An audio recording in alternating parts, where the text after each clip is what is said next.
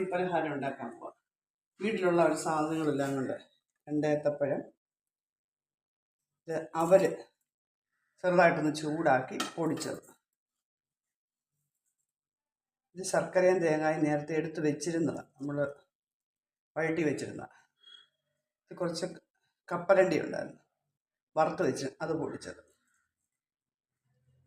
പിന്നെ അരിപ്പൊടി,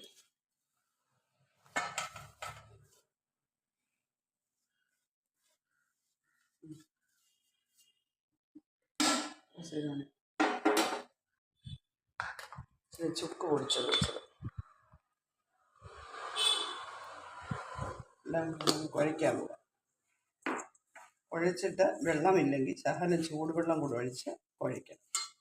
നോക്കട്ടെ, ഇതെല്ലാം കൂടെ ഒന്ന് കുഴച്ച് വെക്കുക. അരിപ്പൊടി, അവല് വറുത്ത് പൊടിച്ചത്, കപ്പലണ്ടി വറുത്ത് പൊടിച്ചത്, പിന്നെ ഏലക്കാപ്പൊടിയെ, ഏത്തപ്പഴം, ഇതെല്ലാം കൂടെ പൊടിച്ചതാണ്. അരിപ്പൊടി, അവല് വറുത്ത് പൊടിച്ചത്, കപ്പലണ്ടി വറുത്ത് പൊടിച്ചത്, ഏത്തപ്പഴം, ഇച്ചിരി ഏലക്കാപ്പൊടി, ഇച്ചിരി ചുക്ക്. ഞാനൊന്ന് കുഴച്ചു. ശർക്കര ചൂടുവെള്ളം കൂടെ ഒഴിക്കണം.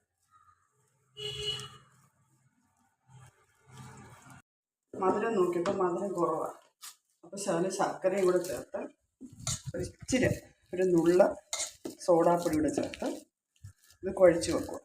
ഒരു അരമണിക്കൂർ കഴിയുമ്പോൾ നമുക്കത് ബോളായിട്ട് ഉരുട്ടി ഇഡലിക്കുട്ടത്തി ആവി വേവിക്കാം. അരമണിക്കൂർ കഴിഞ്ഞപ്പം നമ്മളത് ഉരുട്ടുക, ബോൾസായിട്ട് ഇട്ട്.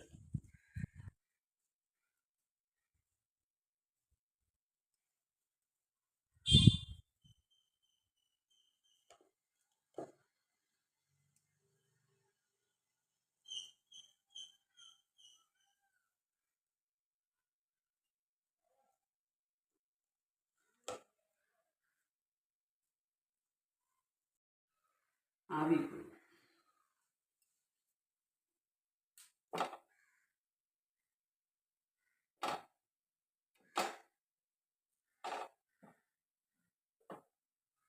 മണിക്കൂർ കഴിഞ്ഞ് വേവാക്കാൻ പറ്റുന്ന നല്ലൊരു സ്നാക്ക്, ആവിയിൽ പൊഴിഞ്ഞ ഒരു സ്നാക്സ് തയ്യാറാണ്.